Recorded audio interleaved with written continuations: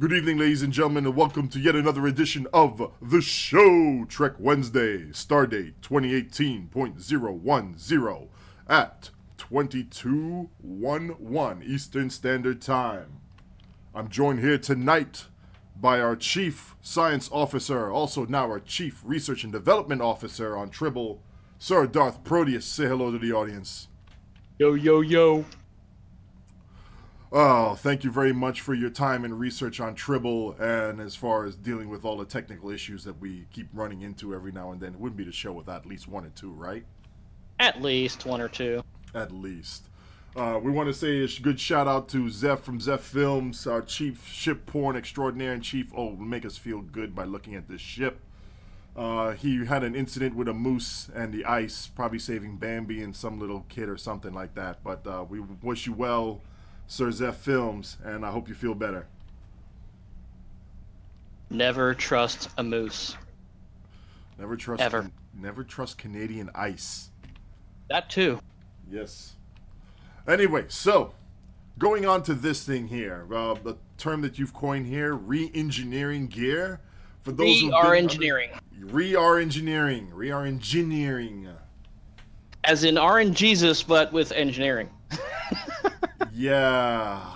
All right. So for those who've been under a rock, pretty much the ability to be able to change the mods on weapons and some gear will be available, but only certain items will be eligible for this, correct? Correct. Not everything at first will be available to be re-RNGeneered. There's I'm compiling a list of things that we can do so far. I've gone through all of the advanced weapon packs, the lockbox weapons, some of the colony stuff, some of the fleet stuff, and there's a lot of stuff you can't re-engineer, but there is a lot of good stuff that you can, and it's not a process you're going to want to do on anything lower than Epic. You're going to want to get it to Epic first to do your re-engineering, so this way none of the mods have a chance of re-rolling when it hits Epic, because that can happen. But so far what I've seen is just about everything that you can re-engineer, with a few exceptions, you can re-roll every single one of the mods, including the Epic mod that it gets when it hits the Epic level. And which is really nice, because some of the stuff that we have out there, there's Epic mods that have like accuracy in it, or shield, heal, or hull capacity that we really don't need on our particular builds. So now we have the opportunity to actually take that out and put in a more useful mod like crit D damage or crit D times 2, or whatever the case may be for the particular item. That would be phenomenal. Because that means, some weapons, like I understand right now it's crafted gear with a couple exceptions there, but if you could re-roll, like say for example this quantum torpedo that I have here, instead of having AC damage on it, if I re-roll crit D damage, that's gonna be a nasty thing right there. Oh yeah, and the system is extremely versatile. If you want to keep certain mods, you're gonna get a window that pops that looks kind of like a slot machine kind of thing.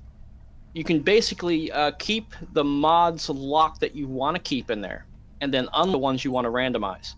And what it's going to do is going to do a slot machine roll. And then as you get the mods you want, you just lock off the ones that you're going to keep, and then keep going until you get all the desired mods you want.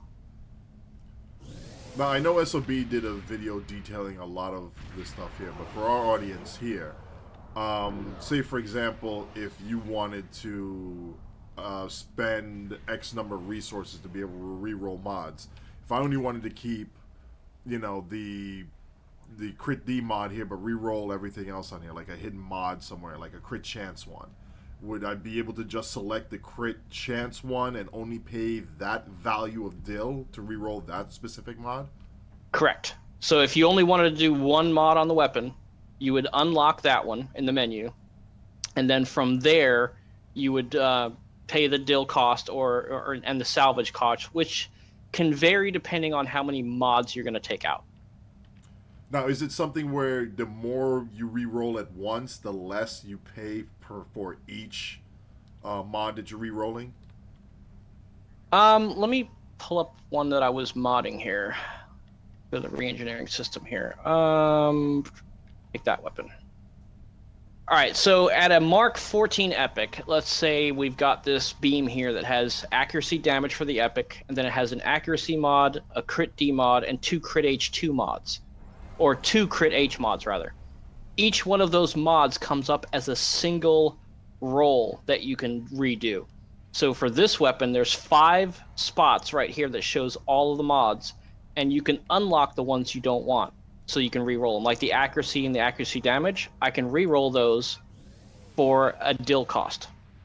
Now, for each one that you choose to unlock and re-roll, the cost goes all the way up to 1,500 dilithium per roll if you're doing all 5, and all the way down to 500 dilithium per roll if you're doing a single.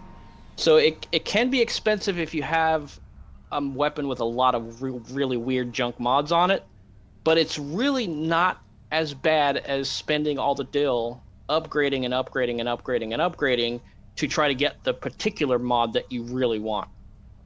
So this system is going to save people a lot of headaches. It's going to allow people to literally min-max and choose everything that they want on their weapons to get upgraded. Now, and in the long run, save you some dill. True. That is true. Now, as far as the other resources needed for its salvage, is it going to be like any piece of gear that you, like, say, for example, collect at like a CCA or ISA or any other run? Correct. You have in your inventory, if you right-click on it, like I'm doing here on Holodeck, we see these options here. On Tribble, there are 2 other options there, one for re-engineering and the other one for salvage. Yes. Okay. And now, go on. Most of the items that you're going to pick up, like if you're doing, let's say, Badlands or an episode, anything that's almost lootable is almost eligible for the salvage system. Now, there's a couple things that aren't eligible for salvage, which really makes me thankful that they actually thought about this. You can't salvage most of your reputation stuff, your set pieces from missions and stuff like that. None of that can be salvaged, so you can't accidentally destroy your items. That's good news. It's very good news. And from what I've seen, I've actually done it on Tribble. I've destroyed an epic Mark 14 beam, and getting salvage is going to be a little bit grindy for some people, but it's not as grindy as everybody thinks it is, because just a Mark 12 very rare salvage gives you 466 as of right now on Tribble, and to do one item roll costs 350. So I mean, there's tons of places to get loot out there. You can just literally grind, grab a bunch of loot, turn it into salvage, and have thousands upon thousands of this to do the system. And what's funny is, if you literally turn in an epic item for salvage, you get almost 3,000 salvage out of that epic item, plus a ton of resources back. Like if you did a crafted item, you get a bunch of R&D materials back. Really? So, like, say, for example, you got a whole bunch of excessive resources. You could do, like, I'll even do one right now. Like, particle emission plasma torpedo from projectiles. If you're sitting on a whole bunch of this stuff, click on begin, and then you salvage that, you get some of those resources back? Correct. So if, let's say, let me see, I think I have some beams here I can do that with. Let me double check. Do I have a crafted beam here? No, I think I already got rid of those.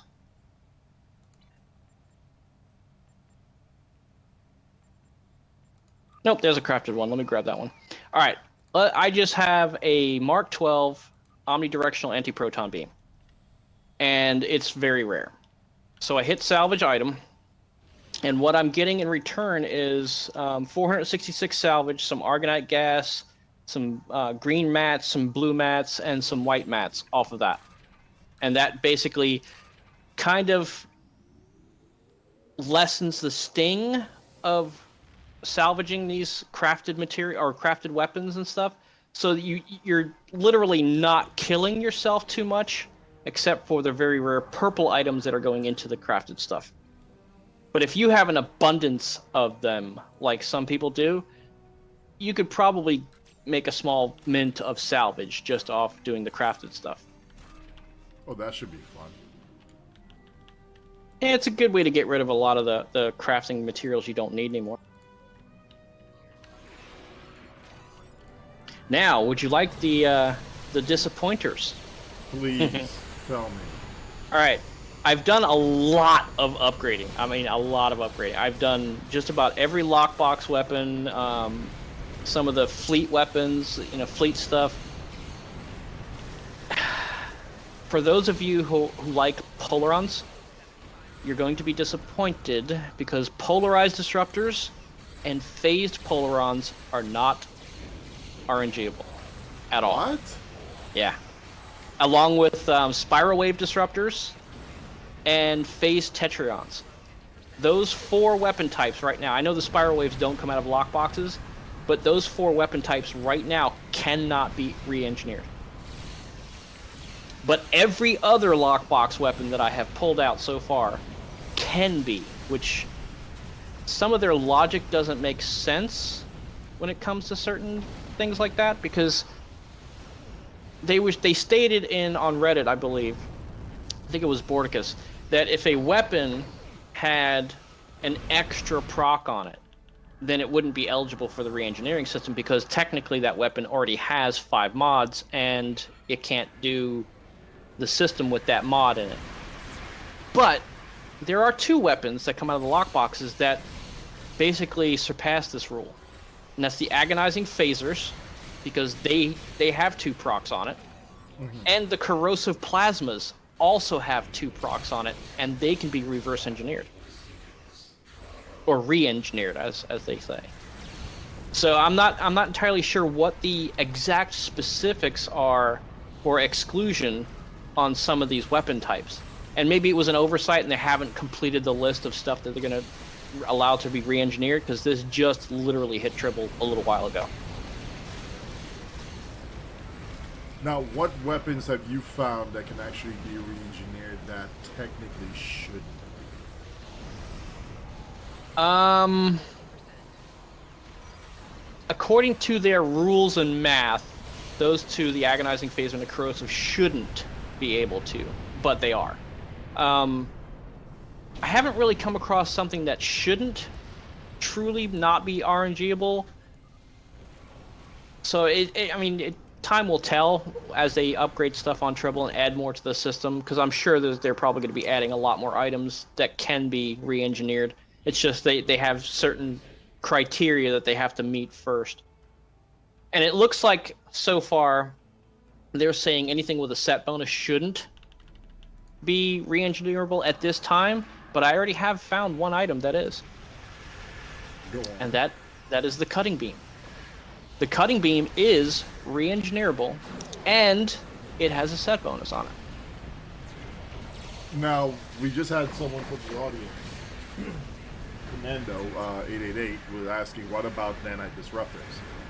Nanite disruptors are on the RNG list. So they can be. Yes. Also, the new colony deflectors and the colony secondary deflectors can be reverse engineered. And the crafted secondary deflectors can be re-engineered easily. But there are some exceptions to the mods. Like, let's say, the omnidirectional anti-proton. The old school ancient one, okay? That one can be reverse engineered, but one of their mods is permanently locked. What? And on this particular item, it's the arc mod. That one is permanent. I don't know why they're adding arc as a mod, because the cutting beam is a 360 weapon and doesn't have an arc mod on it. So I don't know why that's on crafted omnis and mission omnis, because it doesn't make any sense. But that's just me. And I also found out that the Zephram Cochrane shotgun can be reverse engineered. But spoiler alert, you can only reverse engineer the epic mod. Everything else is locked. Wait, on the shotgun? Uh-huh. That may not be a bad thing. I mean, it'll stop people from Yeah, doing something silly. it could be interesting. Now, the one thing, and I know this is going to trigger the living hell out of you, the one thing I did find that made it to the list, which I found interesting. The Nausicaan torpedo, okay, it's the Disruptor Energy Torp, did not make it to the list because it supposedly has that 5th mod on it because of the damage resistance, or it might be because it's part of a set bonus. But the anti-proton torp is fully upgradable. Borticus!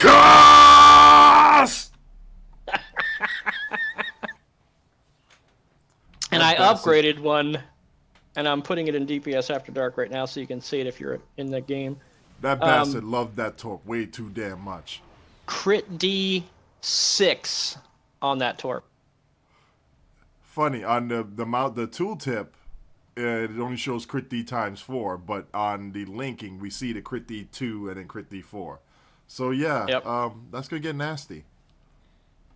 Yeah, that was one weapon I thought was pretty interesting for an upgrade. Oh, another weapon that breaks the rule of having that extra mod or extra proc on it is the pulse phasers. Because Really? the pulse phasers have the 2 self plus 10 all damage resistance rating, and then they also have the 2.5% proc to do the phaser transfer, which is a damage debuff, but those can be upgraded as well. Interesting. I'm hoping as time goes by with the system that they'll incorporate more things, and they've said that they want to include everything into the system. It's just a matter of how they're going to do it and how they can manage it.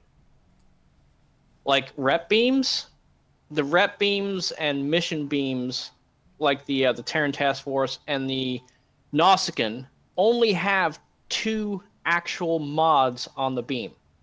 One is from Epic, and one is just the standard stock mod that's on there. So that's the reason why that's not in the system yet, is because there's not 5 mods on these weapons, which I think should be included. But Well, no, they are. There's some hidden ones here. Like for people who are looking at this live, and I'm gonna link it to you in After Dark. Look at the Resonant Transphasic. You only see 2 mods: the Epic mod and the Crit D one. and the right? crit D. Right. Now. But yeah, there's two crit H's, and there's a crit severity on there too. Yep. I don't know if What are that's the crit- true about the Terran. The Terran one, I have the Terran Disruptor. DHC. It definitely has an extra crit D on it. So they may just be able to say, okay, here are the mods for them, and you'll be able to re-roll them, whether they're visible in the tooltip or not. Yeah. Well, if you look at the Nausicaan one doesn't have an extra crit D. It's showing all of its mods. I don't think I have the Nausicaan one on me right now. I need to go get that bad boy. Oh, there it is right there.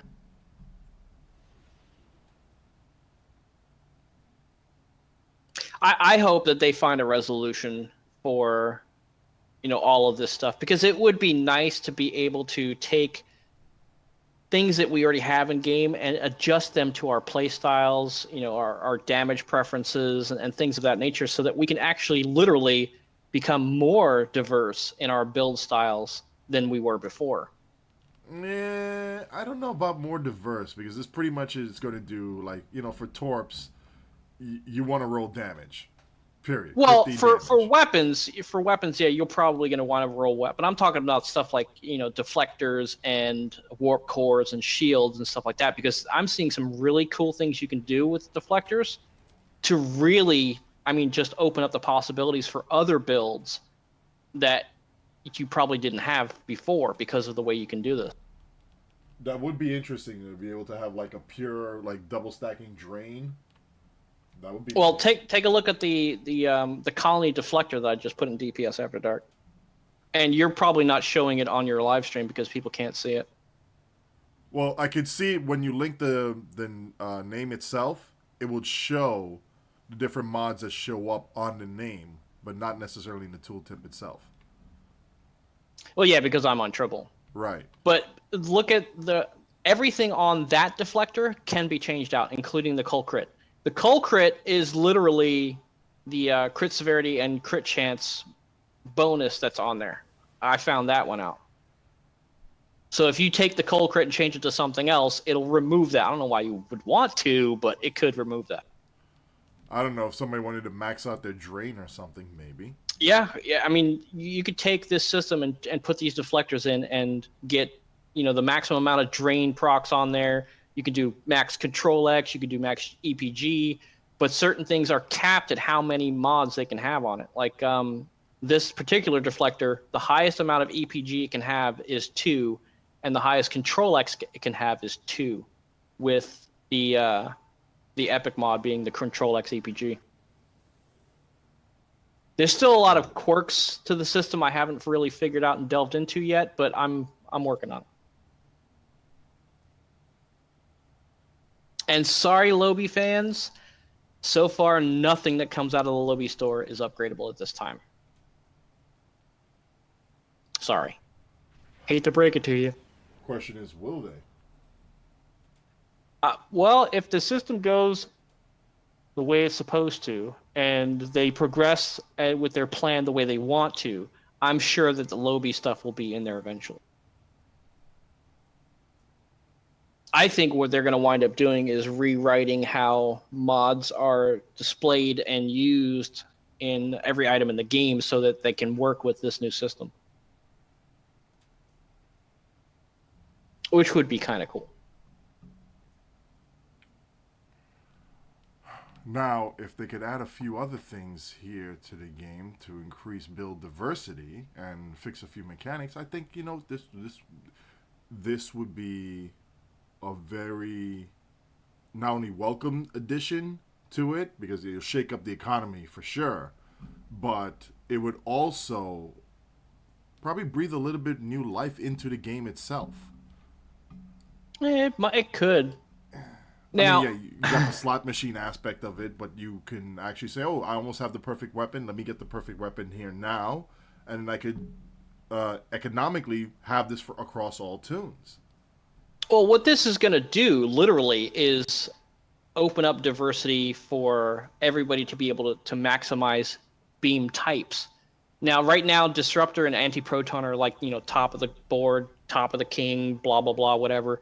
That's the go-to for most people. But for those that want to run different types of energy, they can literally set up a min-max system or min-max their beams to where they could make those beams viable enough to compete with Anti-Proton and Disruptor.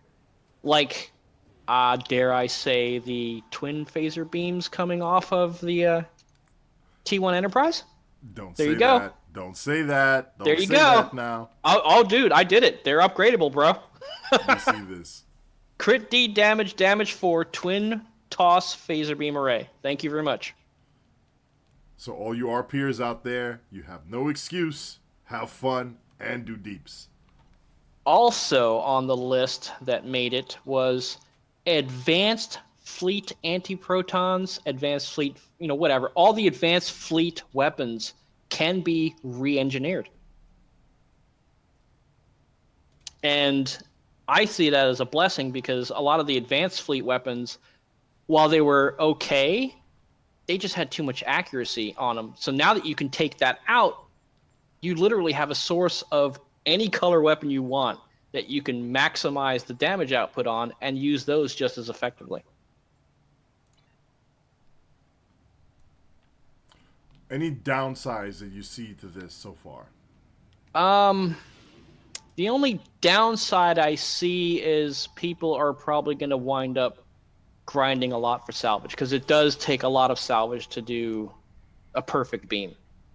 So, for instance, like one of the beams I did, it cost me about maybe 20,000 dilithium and about probably 17,000 salvage just to get 3 mods changed. And the thing that I see that is the most expensive part of it is changing out the epic mod, because the epic mods literally have a larger pool of mods that you can change out. So it makes it more of an RNG type of situation to where you might get 4 accuracies in a row or an accuracy crit H, and you're trying to get the crit D damage, which is low on the list. But So hold on a for second. the most part, Sorry. How many epic mod options do you have there? let me pull up this beam here. All right, on the, let's see, destabilizing Tetrion beam. If you highlight over each one of the rows, it tells you what is available in that row. So like the first 4 rows where the damage mods are, you got accuracy, crit D, crit H, and damage. Okay, so that's the 4 in that pool for that weapon. Now the epic, however, on this weapon has 9 available mods in it. So that makes it a little bit more RNG trying to roll to get the perfect one. You might get lucky and get the one you want, but it might take you a few times to get that actual epic mod that you wanted.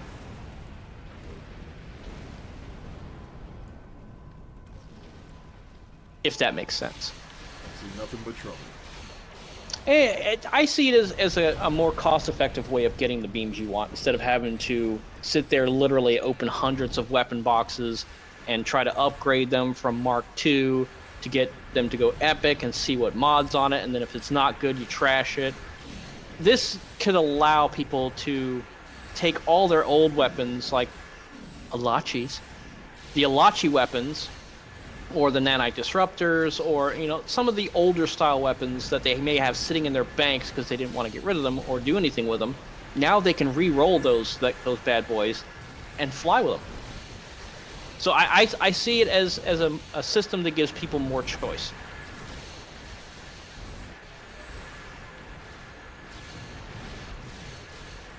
But what do you think? I think it will give some new life to weapons that people either like but don't want to get rid of because of aesthetics, or the almost perfectly crafted weapon that some people are just like, if I rolled one more I would get it. It would help remove some of the really unlucky people, the headaches out of the really unlucky people, so that they only get to be slightly unlucky and eventually they'll get what they want.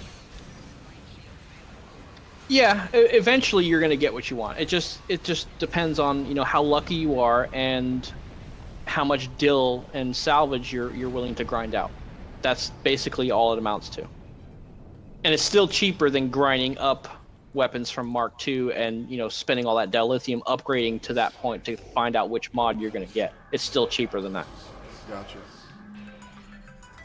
Now, for all you fanboys out there who probably have the question, what about Dominion Polarons? Sorry, not on the list. They are not currently re-engineerable. I know, because I just went and did Boldly They Rode to get that friggin' Dominion Polaron just to see if it would, and it won't. Oh, poor. Yeah, which is sad, because that would have been cool to have those completely upgradable. Alright, so anything else you want to add on to this, or just pretty much wrap it up at this point here with what we're seeing on Tribble? My advice to everybody is don't get your panties in a bunch yet, because this isn't the actual system completely done and dusted. There is still going to be tweaks done to it. There's still going to be items added to it. They're going to, do all sorts of crazy stuff and try to incorporate as much as they can for the initial loadout, or rollout rather, before it goes live. So keep an eye on it. If you have access to Tribble, play around with it, get a feel for it, so this way you know what you're getting into, and don't take everything you see on Tribble to heart just yet, because it could change. Thank you very much, sir. You're very welcome, sir. Whoa. Pause. Hit the pause button. Hit the pause button, bro. Whoa, go. Oh. Okay, apparently, Dominion Polarons, if you upgrade them to Mark 14 Epic, can be reverse engineered. I'm looking at it right now. Oh my god, that is cool. Okay. We'll roll with that. Yeah, that's gonna be... Wow. That's gonna make the Dominion fans very happy. Interesting. I'm reverse engineering it right now to see what I get. Let's see, it took me 3 rolls to get all 4 damage, and now I'm working on the epic right now. It's 4 rolls, 5 rolls on the epic, and I've got the damage. So 5 rolls total. They can't hear you. Why can't they hear you? Oh, okay. So yeah, there you go, ladies and gentlemen. The Dominion Polarons. Crit D damage times 4. So all of you Dominion fans out there, yeah. I kind of like the Dominion Polarons. They're going to be interesting. See, that's another weapon that breaks that rule though, because it's got 2 procs on it.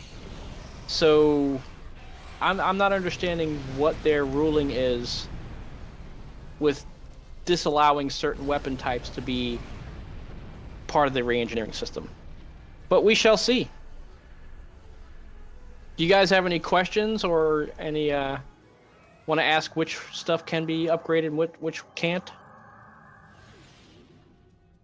Just let me know. Oh, also the it looks like the Elite Fleet deflectors, shields, and engines can be upgraded. They can be reverse or re-engineered through the system, so you can get some better procs or mods rather on your deflectors, your shields, and your engines, which I thought was pretty cool. So it might make fleet stuff a little bit more useful again. And of course, Odin leaves me here hanging by myself.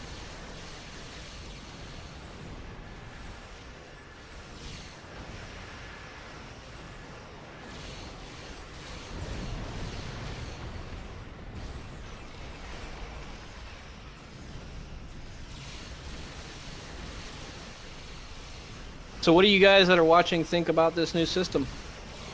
Is there anything you wish would be added to the list early? Or are there things that you don't think should be on the list?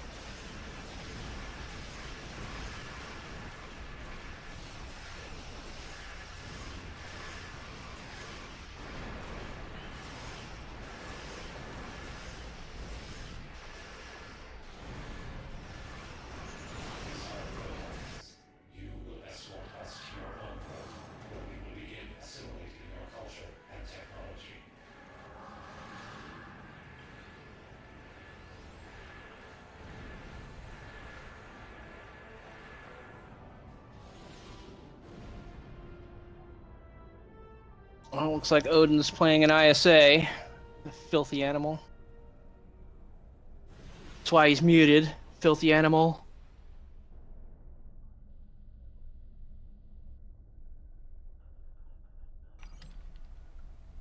Sorry about that. You know, it's been fun times.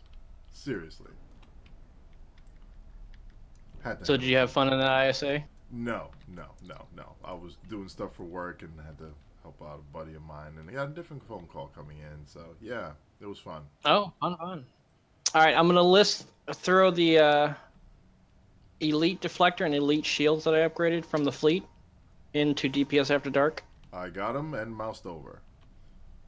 Yeah, those are the possibilities. Just take a look at that shield. Okay? You've got the Adapt, the Plasma ×2, the Resol, and the Res B. That gives you an epic amount of resistances versus whatever you're going against, particularly Plasma versus the Borg. This is Sean. Because we're 20, 40, 55, 65 plus the proc gives you another 20, so 85% plasma resist versus the Borg. That's tanky as hell.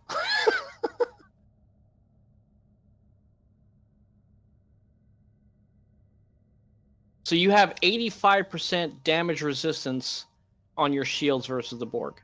Now, versus the Borg is probably going to be a moot point because they can drop your shields in a heartbeat. But for other things in the game, like if you're going up against the Vardoir or whatever, you can actually build your shields to be more resistive to the enemies and make them customized to that particular environment. So there's a lot of possibilities with this new re-engineering system.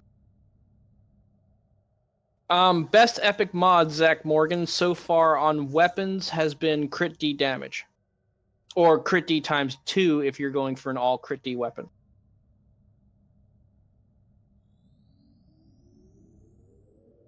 But on like the secondary deflector, you get the Control X EPG, which is a good one for science or any control-based builds.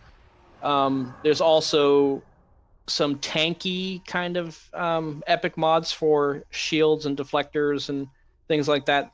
For shield, heal, hull cap. There's a lot of variety in the system, which is what we've needed for a long time. And then Odin goes silent again. He loves going silent on me. I don't know why. Oh, and there's that Dominion Polaron, if you wanted to see that.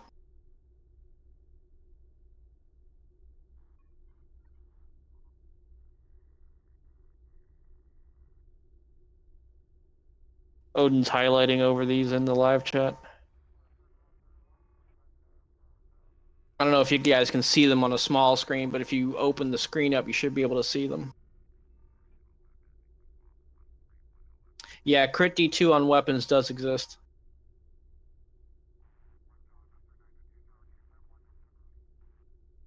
Yeah, I've seen weapons when I've equipped them. Let's see. Let's look at the anti-proton torp because that one has all crit Ds on it. When I highlight over it, it says 140% critical severity on it. That's a lot of critical severity.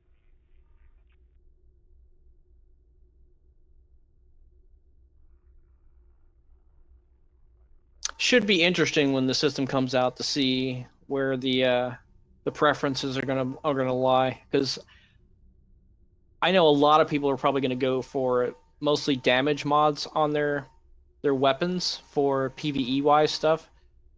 Some might actually go for crit D, all crit D on their weapons, depending on their setup and how much crit chance they actually have on their build.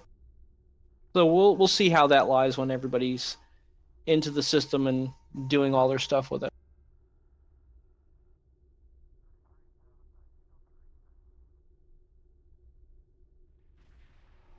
But I think that's about all the information I've got so far. Unless Odin has anything else he wants to put out. He might be on a phone call, so give him a moment. He's kind of weird like that. Takes phone calls in the middle of broadcasts.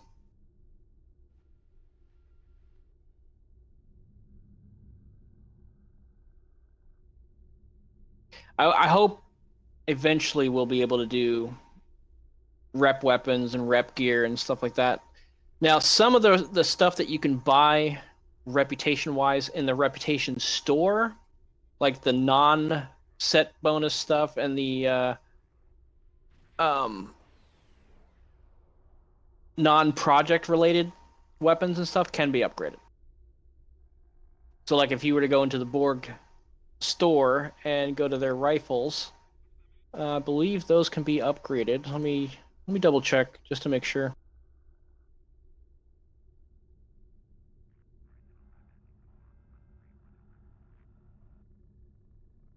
I know the Borg prosthetic arms cannot be upgraded, which I was sad over.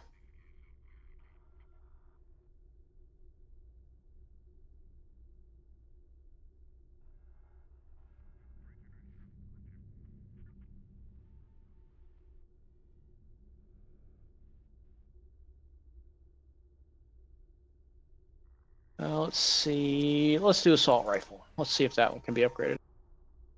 Yeah, some of all the Borg weapons that have the Borg procs on them can be upgraded through this system.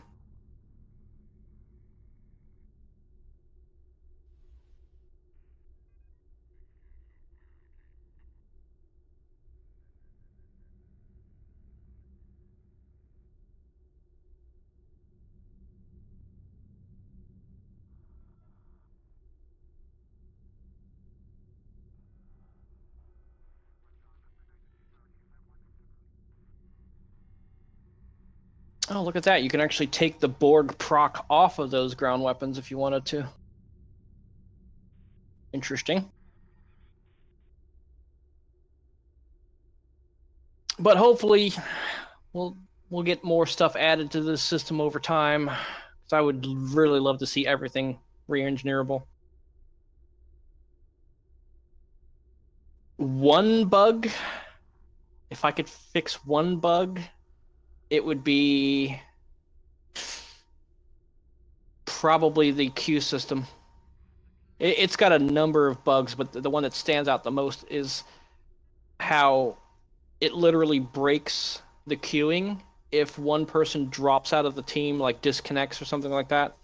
Or if something changes within the team, it literally starts bugging out to where you can't queue up the whole team. And like half the team gets into the run and the other half is still sitting there with their thumbs twiddling. If that's the one bug I wish they would get rid of, it's that one. Because I mean, games have bugs, and there are quite a few bugs that are annoying as all hell in this game. But the queue system should be fixed. I think they should focus on that, get that working perfect, so that this way we can have a more enjoyable time setting up group runs and doing private team runs and stuff like that. Because right now, it's a crapshoot.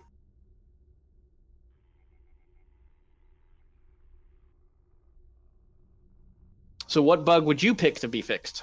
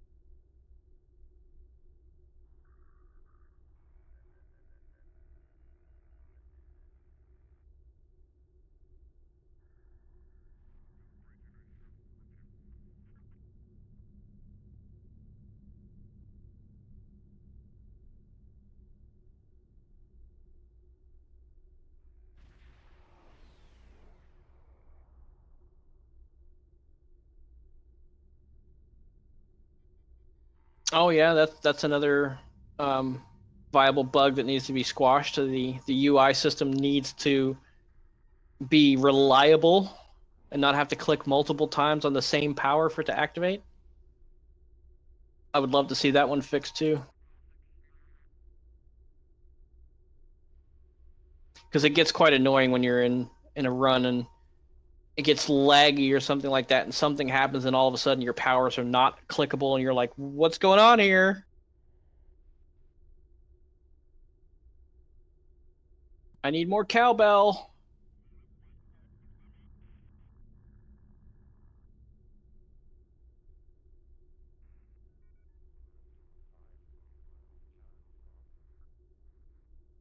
Yeah, it seems to happen a lot on the heels too, because it's not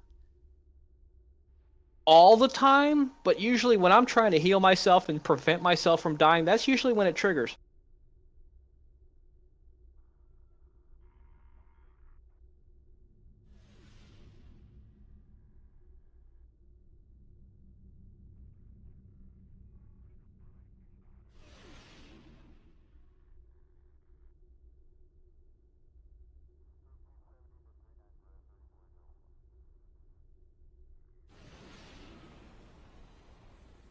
Odin, are you there?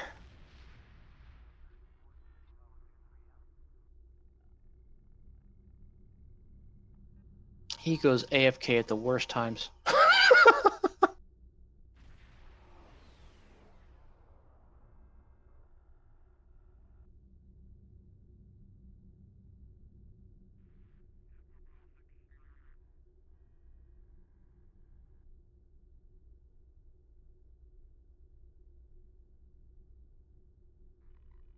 Yeah. Work. At 11 o'clock at night, my phone would be off. Sorry, I'm sleeping.